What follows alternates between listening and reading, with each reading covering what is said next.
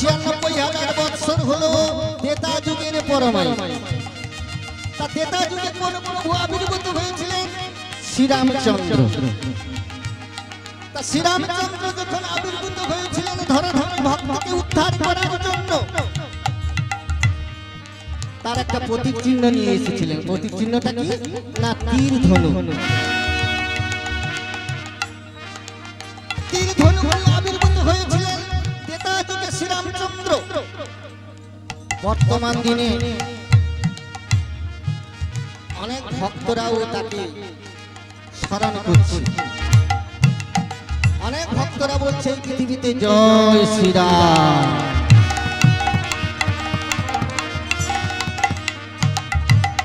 এই যে জয় শ্রীরাম বলছে অনেক ভক্তরা,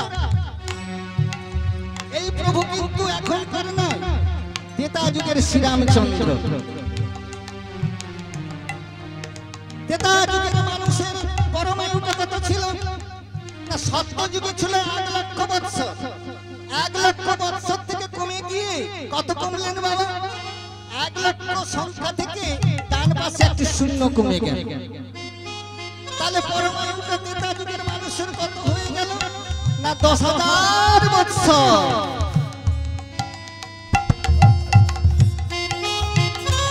10,000 বৎসর পরমায়ু হয়ে গেল ত্রেতা যুগের মানুষের। উচ্চতা কত ছিল? সত্য যুগে মানুষের উচ্চতা ছিল 21 হাত লম্বা। 7 হাত কমে গিয়ে 14 হাতে পরিণত হলো ত্রেতা যুগের মানুষ। সত্য যুগের মানুষ সোনার থালায় খেত, কমে গিয়ে রূপোর পাত্র হয়ে গেল। কিন্তু ত্রেতা যুগের মানুষ মনে মনে চিন্তা করলেন গোবিন্দের শ্রীচরণ কি করে লাভ করব। তাই তারা করলেন কি গো? গোবিন্দের চরণ পাওয়ার জন্য তারা যাগযজ্ঞ করতে শুরু করলেন। অশ্বমের যজ্ঞ, নরমের যজ্ঞ, গোমের যজ্ঞ, এইভাবে যজ্ঞ করতে করতে গোবিন্দের শ্রীচরণে কৃপা লাভ করেছিলেন। তাদের জন্য যে সৃষ্টিকর্তা ব্রহ্মা 21টা নরকুণ্ড দিয়েছিলেন, দিতে পারলেন না, মাত্র একটি নরকুণ্ড দিলেন। দুটো যুগ চলে গেল, দুটো নরকুণ্ড চলে গেল, বাকি থাকছে আর দুটো যুগ। ত্রেতা যুগের পরে এলেন দাপর যুগ। তা দাপর যুগের পরমায়ুটা কত? সত্য যুগের পরমায়ু ছিল 17,28,000, কমে গিয়ে ত্রেতা যুগের পরমায়ু কত ছিল? না 12,96,000। ওই 12,96,000 বৎসর থেকে আবার কমে গিয়ে দাপর যুগের পরমায়ুটা কত ছিল বাবা? না 8,64,000 বৎসর। 8,64,000 বৎসরের মধ্যে একজন প্রভু আবির্ভূত হয়েছিলেন। তাকে না ভগবান শ্রীকৃষ্ণ। তা শ্রীকৃষ্ণ কেন আবির্ভূত হয়েছিলেন? কেন শ্রীকৃষ্ণ বলা হচ্ছে? ভক্তরা বলছে শ্রীকৃষ্ণ। শ্রীকৃষ্ণ তা কাকে বলবো? না যিনি ভক্তের মনের বাসনা পূরণ করার জন্য সর্বদাই ব্যস্ত থাকেন আর সর্বদাই বাঁশিটা বাজাচ্ছে। কেন বাঁশি বাজাচ্ছে? আকর্ষণ করে কর্ষণ করেন যিনি, তিনি হলেন কৃষ্ণ। বাঁশিটা বাজিয়ে যাচ্ছে হল। তাও প্রতীক চিহ্নটা নিয়ে এসেছিল বাঁশি। তা দাপর যুগের মানুষ কি করে গোবিন্দের শ্রীচরণে কৃপা লাভ করেছিলেন? না কৃপা লাভ তো করেছিলেন কি করে জানেন? সেবা পরিচর্যা করে। দাপর যুগের মানুষের পরমায়ুটা কত হয়ে গেল? সত্য যুগে ছিল 1 লক্ষ বৎসর, কমে গিয়ে ত্রেতা যুগের মানুষের পরমায়ু হয়ে গেল 10,000 বৎসর। আবার 10,000 বৎসর থেকে কমে গিয়ে দাপর যুগের মানুষের পরমায়ু এসে গেল 1,000 বৎসর। দাপর যুগের মানুষ মনে মনে চিন্তা করলেন কেমন করে গোবিন্দের শ্রীচরণে কৃপা লাভ করব। তাই তারা সেবা পরিচর্যা করতে শুরু করলেন। কি সেবাকে করলেন? না ভক্তের সেবা। সমাগত শুদ্ধ কৃষ্ণ অনুরাগী ভক্তবৃন্দের শ্রীচরণে আমার বিনীত নিবেদন। তা আজকে শুভ দিনে এই মধুময় বৃন্দাবনে আজকের জগন্নাথ বলরাম সুভদ্রা আজকের যাচ্ছে মাসি বাড়ি, আজকে রথযাত্রা। আচ্ছা বাবা, আপনাদের নিশ্চয়ই জানা রয়েছে প্রত্যেক বছর নেই আপনারা রথ দর্শন করেন, তাই তো? জগন্নাথ বলরামকে দর্শন করেন, সুভদ্রা মাকে দর্শন করেন।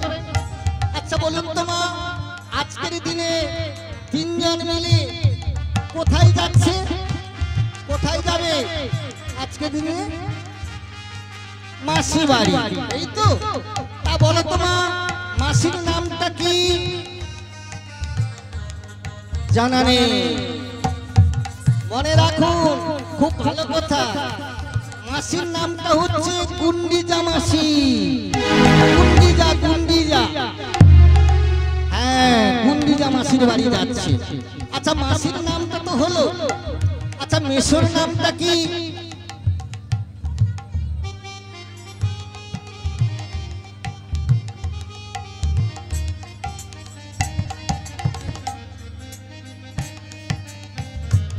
মাসির নামটা কি?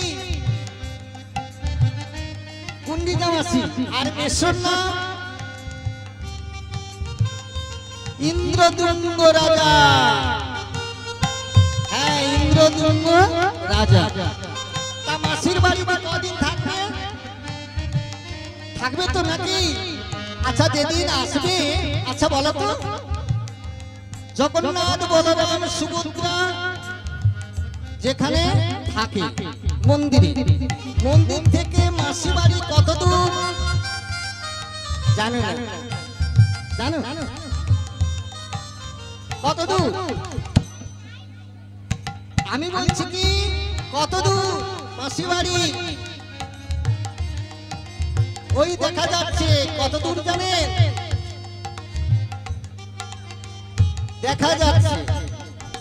তা মাসি বাড়িতে ওখানে থেকে আবার আসবে মন্দিরে, তো তাই এখানে আজকের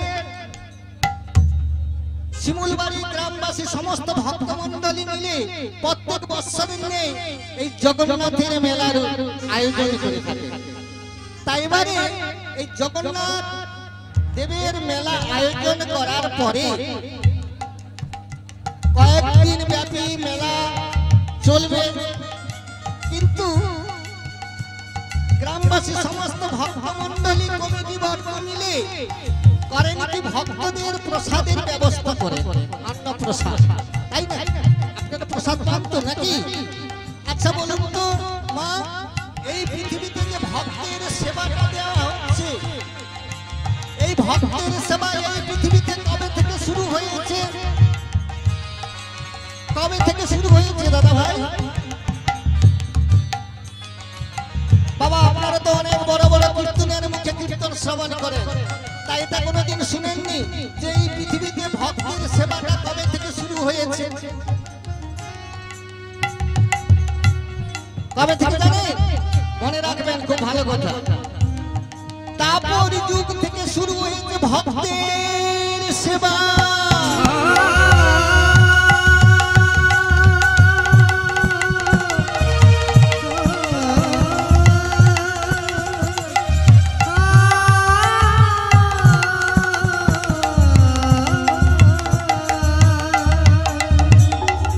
ভক্তের সেবা দেওয়া শুরু হলো কবে থেকে? না, দাপর যুগ থেকে। দাপর যুগের মানুষ সৃষ্টিকর্তা ব্রহ্মা 21টা নরকুণ্ড দিয়েছিলেন।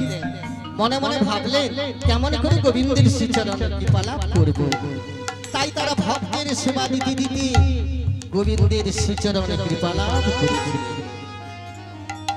সৃষ্টিকর্তা ব্রহ্মা যে 21টা নরকুণ্ড দিয়েছিলেন দাপর যুগের মানুষকে, দিতে পারলেন না, মাত্র একটি নরকুণ্ড দিলেন। 3 যুগের 3 নরকুণ্ড হইল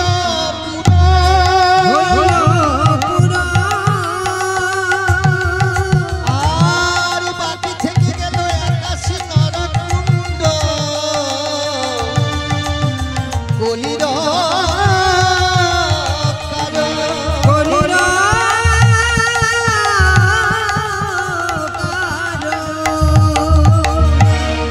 হরে কৃষ্ণ। আচ্ছা মা, আমরা তো কেউ সত্যযুগের মানুষ নই, ত্রেতা যুগের মানুষ নই, দাপরের মানুষ নই, আমরা অথবা কলিযুগের মানুষ, তাই না? হ্যাঁ, তাই বারে জানতে হবে সত্যযুগের মানুষের পরমায়ু ছিল 17,28,000 বৎসর। ত্রেতা যুগের মানুষের পরমায়ু ছিল, হরে কৃষ্ণ, ত্রেতা যুগের পরমায়ুটা ছিল 12,96,000 বৎসর। দাপরের পরমায়ু ছিল 8,64,000 বৎসর। কিন্তু মাগো এই অধুনা কলিযুগের পরমায়ুটা কত বড় জানা আছে কি? জানা নেই, মনে রাখবেন, আমি বলে যাচ্ছি। কলিযুগের পরমায়ুটা কত জানেন? মাত্র 4,32,000 বৎসর।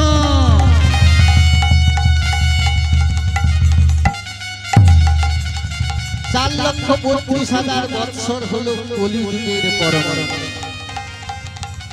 এবারে আমরা আপনারা সবাই তো কলির মানুষ, বলুন তো সত্যযুগের মানুষের পরমায়ু ছিল 1,00,000 বৎসর, ত্রেতা যুগের মানুষের পরমায়ু ছিল 10,000 বৎসর, তারপরে যে মানুষের পরমায়ু ছিল 1,000 বৎসর।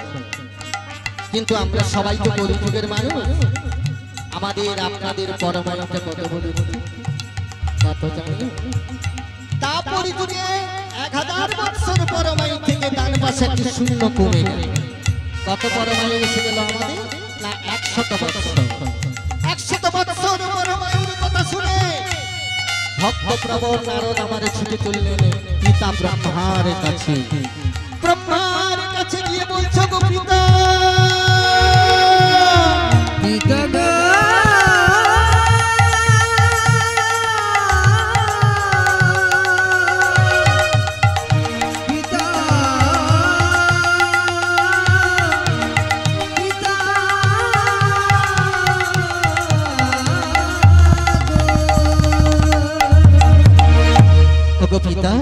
প্রণাম চরণে তোমার।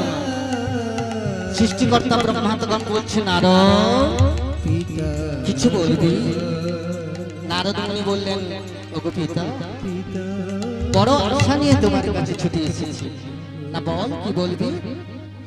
নারদ মুনি তখন বলছেন ওগো পিতা, সত্যযুগের মানুষকে দিলে 1,00,000 বৎসর পরমায়ু, ত্রেতা যুগের মানুষকে দিলে 10,000 বৎসর পরমায়ু, দাপর যুগের মানুষকে দিলে 1,000 বৎসর পরমায়ু। কিন্তু কলিযুগের মানুষ কি অপরাধ করেছে তোমার চরণে মাত্র দিলে তুমি 100 বৎসর? বলো না পিতা, কিছু পরমায়ু বাড়িয়ে দেওয়া যায় না? নারদ মুনির কথা শুনে সৃষ্টিকর্তা ব্রহ্মা বলছে ওরে নারদ, কলিযুগের মানুষকে আমি 100 বৎসর পরমায়ু দিইনি। কত দিয়েছি জানিস? তোর সোনাটা ফুল হয়েছে রে বাবা। কলিযুগের মানুষকে দিয়েছি, শুধু মানুষকে না, পশু পাখি কীট পতঙ্গ মনুষ্য জীব সবাইকে সমান করে দিয়েছি পরমায়ুটা। কত জানে? আমাদের আপনাদের পরমায়ুটার কথা শুনলে সবাই আমরা ভাববো হলো। কত জানে? আমাদের এমন দুর্ভাগ্য, আমরা পেয়েছি ভগবানের কাছ থেকে মাত্র 40 বৎসর।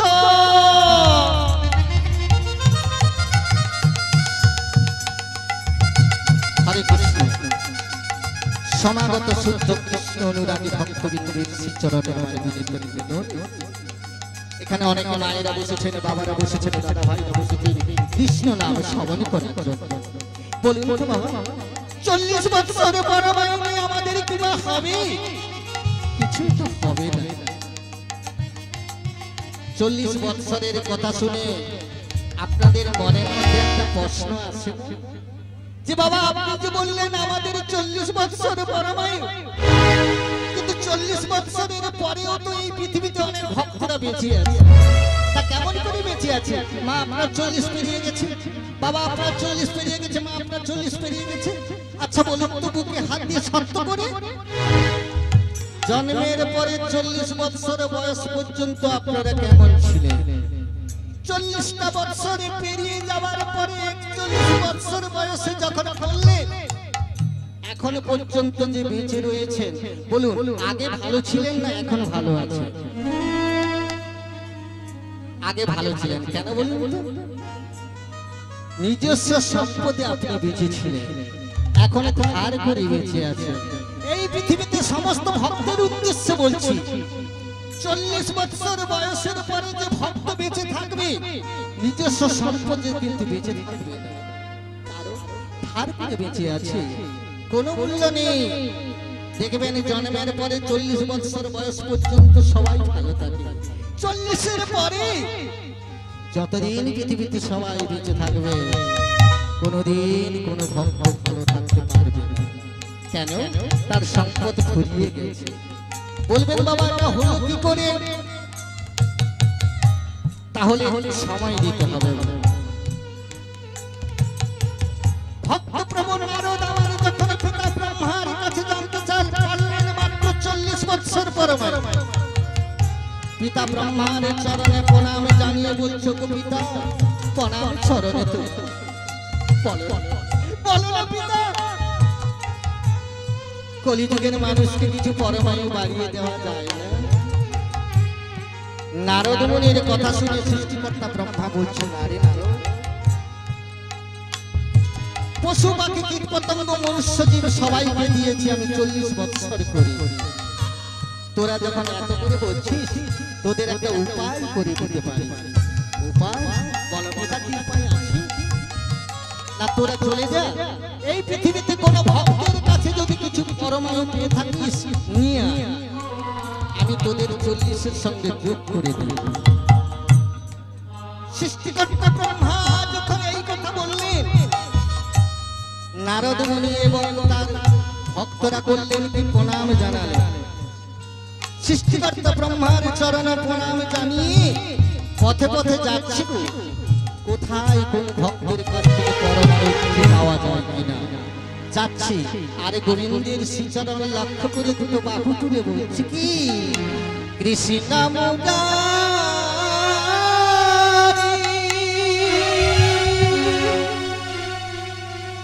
গোপগিরি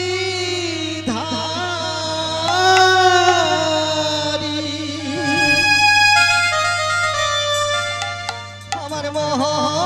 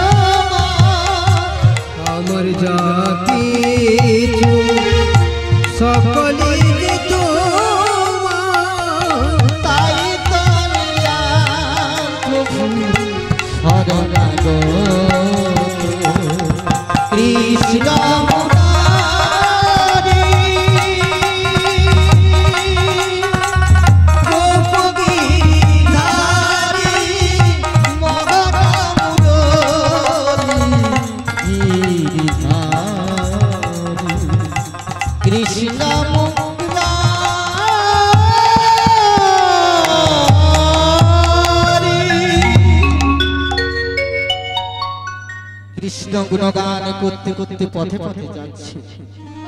কিছু পর যাবার পরে দেখতে পেলে পথের মধ্যে একটি গাধা আসছে। আচ্ছা মাগো, গাধার কর্মটা কি? কিছু মালপত্র পিছে করে এখান থেকে ওখানে নিয়ে যাওয়া গাধার কর্ম, তাই তো? তা একটা গাধা করেছে কি, পিঠে কিছু মালপত্র নিয়ে সেই পথ দিয়ে যাচ্ছে। হঠাৎ মনুষ্য জীবের লক্ষ্য পড়ে গেল। যখন লক্ষ্য পড়ে গেল বলছে, ওরে গাধা, কি রে, কিছু মালপত্র নিয়ে কোথায় যাচ্ছিস বাবা? গাধাটা তখন বলেছিলেন, সে কি গো, তোমরা বুঝি কিছুই জানো না? সৃষ্টিকর্তা ব্রহ্মা আমাদের আপনাদের 40টা বৎসরে পরিবর্তন দিয়েছে, তাই তো আমার এত কষ্ট, এত যন্ত্রণা, এত জ্বালা। গাধার কথা শুনে মনুষ্য জীবী তখন বলছে, 40 বৎসর পরমায়ু নিয়ে কি করবি? এক কাজ, 40 বৎসর থেকে যদি কিছু পরমায়ু আমাদের দিতে পারিস, তাহলে তুইও শান্তিতে বসবাস করবি আর আমরাও শান্তিতে থাকবো। গাধা মনে মনে চিন্তা করলেন, 40 বৎসর পরমায়ু আমার বাকি হবে, তাই 40 বৎসর থেকে গাধা 20 বৎসর পরমায়ু মনুষ্য জীবী দিয়েছি। মনুষ্য জীবী আমার আনন্দে আত্মহারা হই 20 বৎসর পরমায়ু নিয়ে ছুটে চললেন সৃষ্টিকর্তা ব্রহ্মার কাছে। ব্রহ্মার কাছে গিয়ে প্রণাম জানিয়ে বলছে, প্রভু, তোমার কথা মতো আমরা পেয়েছি গাধার কাছ থেকে 20 বৎসর পরমায়ু। এক কাজ করো না, আমাদের 40-এর সঙ্গে 20 বৎসর যোগ করুন। সৃষ্টিকর্তা ব্রহ্মা আমার করলেন কি, আমাদের পরমায়ু 40 বৎসর ছিল তো, 40 বৎসরের সঙ্গে গাধার দেওয়া 20 বৎসর যোগ করে দিবে। বলুন আমাদের জীবনে পরমায়ুটা কত এসে গেল? 60 বৎসর, তাই না বাবা? এবারে বলুন তো, 60 বৎসর পরমায়ু হলে হবে তো নাকি? হবে, হবে। মনুষ্য জীবী তখন মনে মনে চিন্তা করেছিলেন, 60 বৎসর কি হবে? সত্য যুগের মানুষের পরমায়ু 1 লক্ষ বৎসর, ত্রেতা যুগের মানুষের 10,000 বৎসর, তারপর যুগের মানুষের 1,000 বৎসর, আমাদের মাত্র হলো 60 বৎসর। না না, আমরা যখন একবার পেয়েছি, আমরা আবার চেষ্টা করে দেখব কোথায় পরমায়ু পাওয়া যায়। তাই সৃষ্টিকর্তা ব্রহ্মার চরণে প্রণাম জানিয়ে আবার যাচ্ছে পথে পথে। গোবিন্দের চরণ লক্ষ্য করে দুটো বাহু তুলে উচ্চস্বরে কি বলছে, ও দুটো ঘড়ি কথা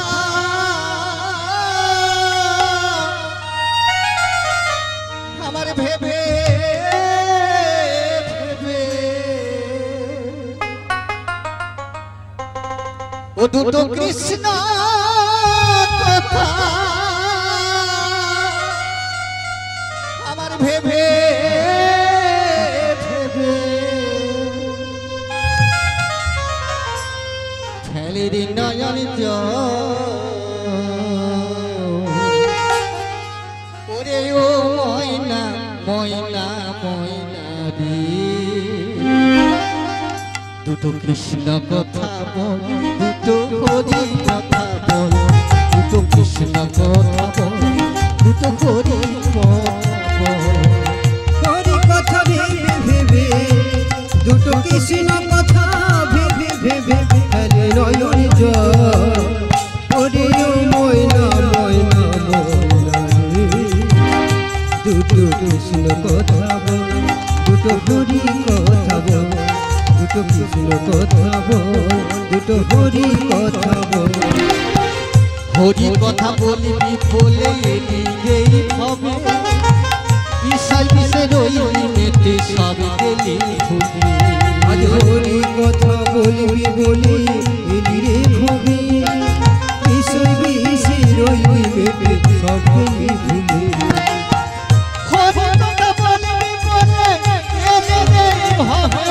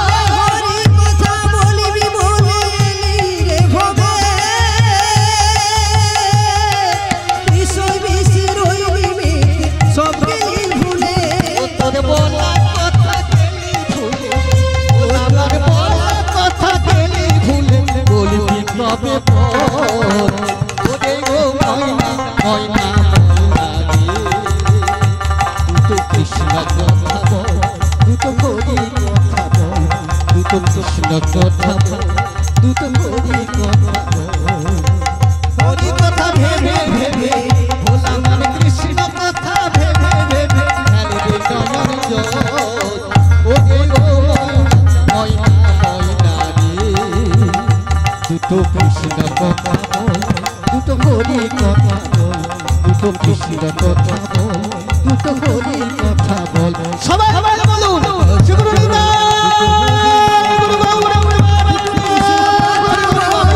দুটো হরি কথা বল জগন্নাথ বলরাম সুভদ্রাকে ধ্যান করিয়া বলো সবাই মিলে হরি হরি বলো হরি বল হরে কৃষ্ণ জয় নিতাই জয় গৌর রাধে রাধে কৃষ্ণ গুণগান করতে করতে পথে পথে যাচ্ছে কিছুক্ষণ যাওয়ার পরে দেখতে পেলেন পথের মধ্যে একটি গৃহস্থের বাড়ি তা গৃহস্থের বাড়ির দরজার সম্মুখে একটা কুকুর বাঁধা আছে তা কুকুরের কর্মটা কি নিত্য নৈমিত্তিক সকাল থেকে সারা রাত্রি বাবুর বাড়িতে পাহারা দেওয়া কুকুরের কর্ম তাই তো তা একটা কুকুর করেছে কি সারা রাত্রি জাগরণ হয়েছে তো সকালবেলায় দরজার সম্মুখে বসে আর কাঁদছে সেই পথ দিয়ে ভক্তরা গিয়েছিল তো হঠাৎ লক্ষ্য পড়ে গেল কি রে কুকুর কাঁদছিস কেন কি হয়েছে তো কুকুরটা বলেছিল একই কথা যে তোমরা কি বুঝি কিছুই জানো না সৃষ্টিকর্তা ব্রহ্মা আমাদের আপনাদের 40টা বৎসর তৈরি পরমাণ দিয়েছে তাই তো আমার এত কষ্ট এত যন্ত্রণা এত জ্বালা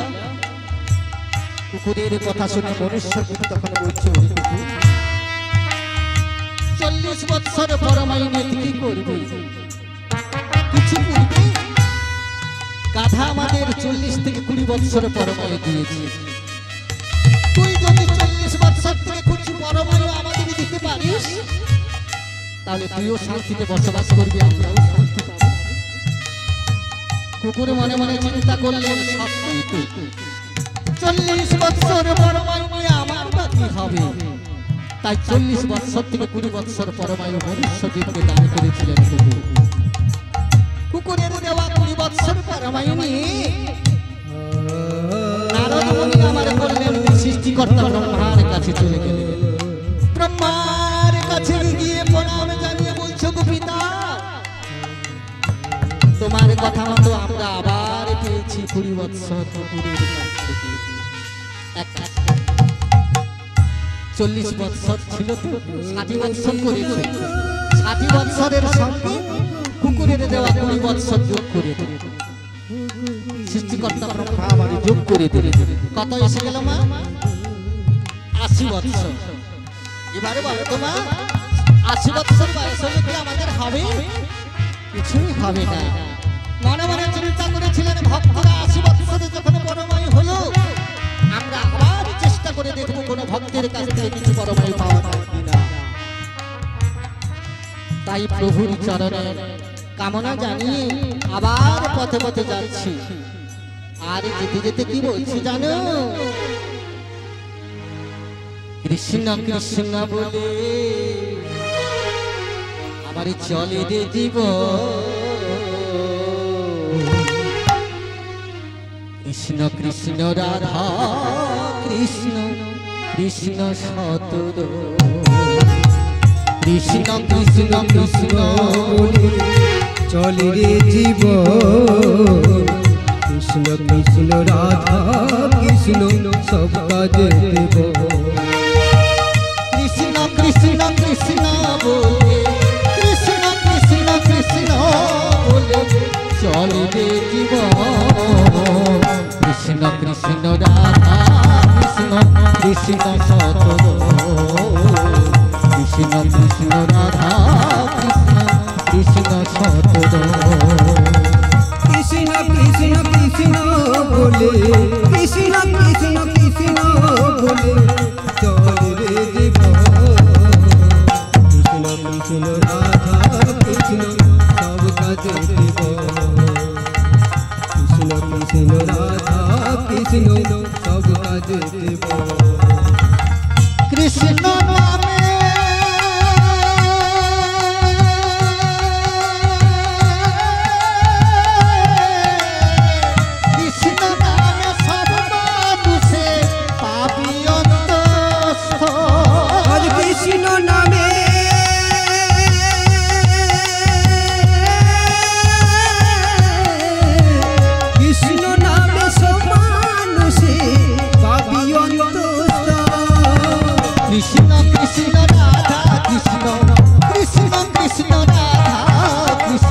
কৃষ্ণ সতদল কৃষ্ণ কৃষ্ণ হরে কৃষ্ণ হরে কাজে জীবন কৃষ্ণ কৃষ্ণ রাধা কৃষ্ণ হরে কাজে জীবন কৃষ্ণ কৃষ্ণ কৃষ্ণ বলে কৃষ্ণ কৃষ্ণ কৃষ্ণ বলে চলে রে জীবন কৃষ্ণ কৃষ্ণ রাধা কৃষ্ণ সব কাজে জীবন কৃষ্ণ কৃষ্ণ রাধা কৃষ্ণ সব কাজে জীবন আমার অন্তরটা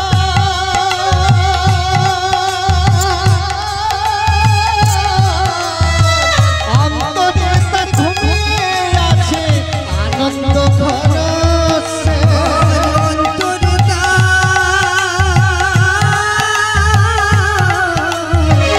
অন্তরে তার ঘনিয়ে আছে আনন্দ ঘন সে অন্তরে তার ঘুমাগাতা অন্তরে তার ঘুমাগাতা গায় অভিরাম কৃষ্ণ কৃষ্ণ রাধা কৃষ্ণ কৃষ্ণ সতদল কৃষ্ণ কৃষ্ণ রাধা কৃষ্ণ কৃষ্ণ সতদল কৃষ্ণ কৃষ্ণ কৃষ্ণ বলে কৃষ্ণ কৃষ্ণ কৃষ্ণ বলে চলে রে জীবন কৃষ্ণ কৃষ্ণ রাধা কৃষ্ণ কৃষ্ণ সতদল কৃষ্ণ কৃষ্ণ রাধা কৃষ্ণ কৃষ্ণ সতদল সবাই মিলে বলুন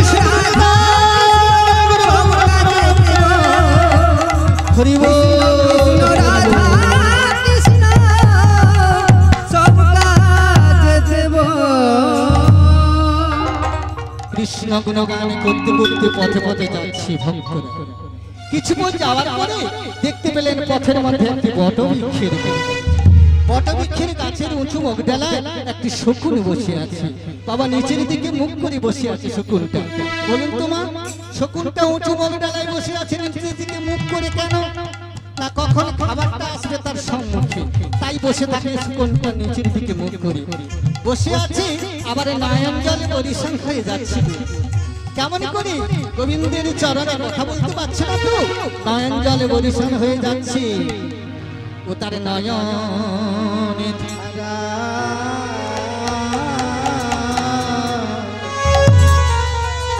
আমারে যায় গো বহে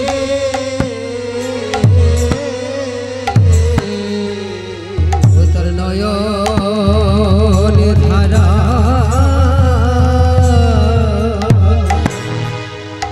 তোর যাই গো বয়ে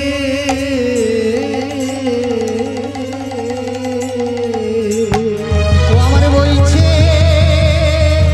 ধারা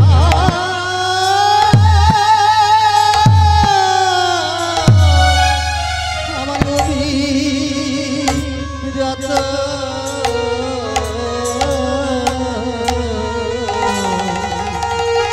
ও তার নয়ন ধারা আমারে যাই গো বহে ও তোর ধারা ধরা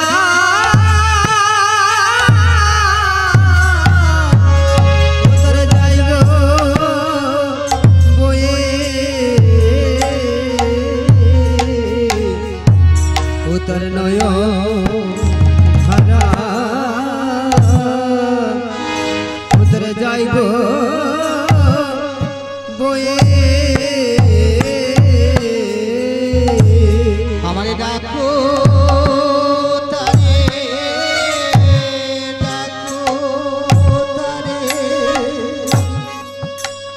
ডাকো তারে ডাকো তারে আমারে ডাকার মতো ডাকলে ও তারে ডাকো তারে ডাকো তারে ডাকার মতো ডাকলে পরে হলো ডাকো তারে ডাকো তারে গায়ে সে কি আর থাকিতে পারে ডাকো তারে ডাকো তারে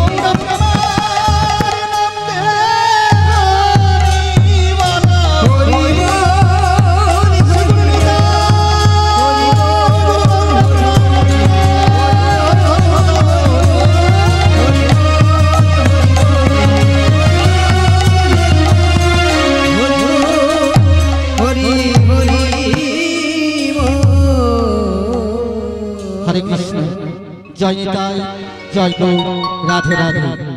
সমাগত শুদ্ধ কৃষ্ণ অনুরাগী ভক্তবৃন্দের শ্রীচরণে আমার বিনীত নিবেদন, এই যে অধিক রাত্রি হল, তাই এখানে আমি কীর্তন সমাপন করে দিচ্ছি। তবে যাওয়ার বেলা একটা তোমাদের কথা বলে যাই। যাওয়ার বেলা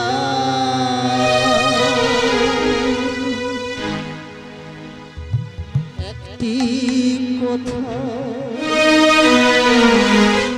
শুধুই বলে জনম জনম এই হরিনা আমি যেন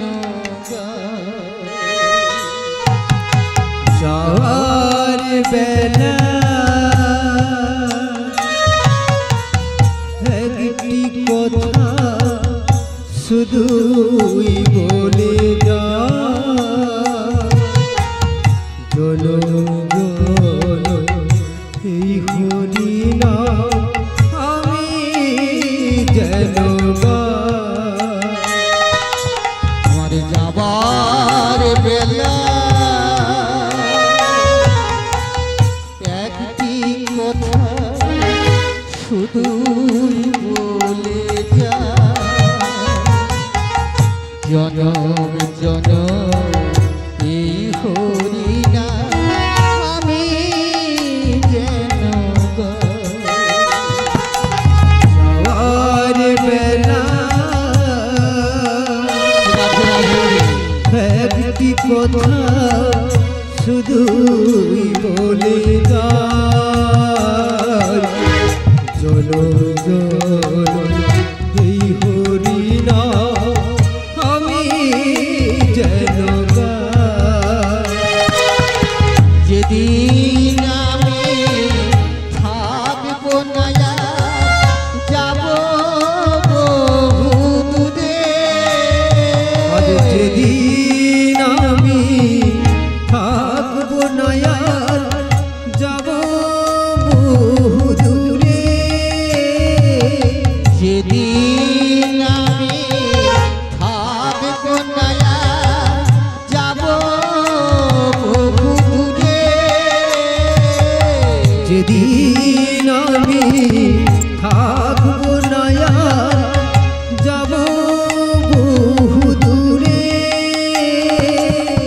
সাজের প্রদীপ জ্বালিয়ে দিও কৃষ্ণ নামের মাঝে তোমরা সাজের প্রদীপ জ্বালিয়ে দিও কৃষ্ণ নামের মাঝে তোমরা সাজের প্রদীপ জ্বালিয়ে দিও কৃষ্ণ নামের মাঝে তোমরা সাজের প্রদীপ জ্বালিয়ে দিও কৃষ্ণ নামের মাঝে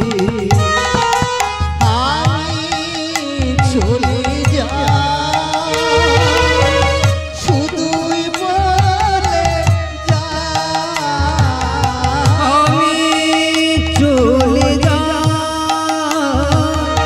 শুধুই বলে যাই আমি চলে যাই শুধুই বলে যাই আমি চলে যাই শুধুই বলে যাই তোমাদের সবার ক্ষমা মাঝে যেন পাই যেন ঠাঁই। তোমাদের সবার ক্ষমা মাঝে যেন পাই যেন ঠাঁই। আমি চলে যাই আমি চলে যাই আমি চলে যাই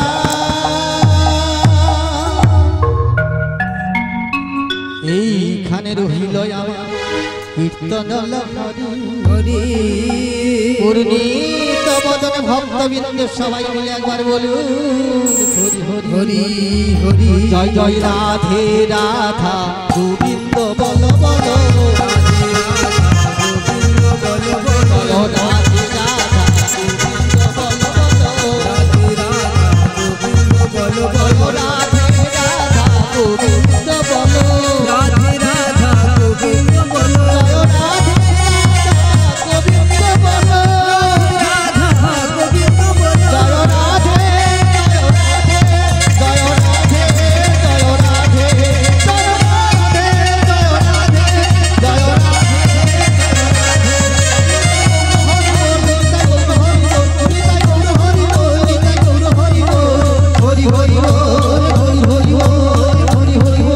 সবাই মিলে বলুন শ্রীগুরু